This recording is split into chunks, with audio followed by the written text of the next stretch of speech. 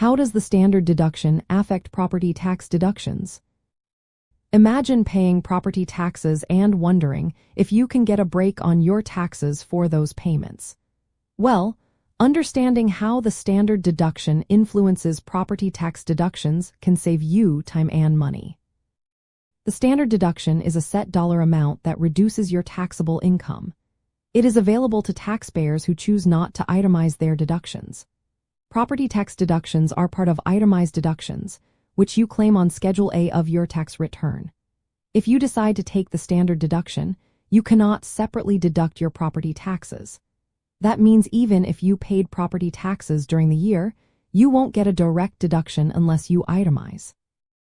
To benefit from property tax deductions, your total itemized deductions, which include property taxes, mortgage interest, state and local income or sales taxes, must be more than the standard deduction amount for your filing status. The IRS sets these amounts each year, and they are adjusted for inflation. For example, in recent years, the standard deduction has been around $13,850 for single filers and $27,700 for married couples filing jointly. Because the standard deduction has increased, many taxpayers find that their total itemized deductions, including property taxes, do not surpass this threshold. When that happens, taking the standard deduction often makes more sense because it simplifies filing and might lower your taxable income more effectively. There is also a limit called the SALT deduction cap. This cap restricts the total amount of state and local taxes you can deduct, including property taxes, to $40,000 for joint filers. If your property taxes plus other deductible taxes are more than this cap, you won't get the full deduction.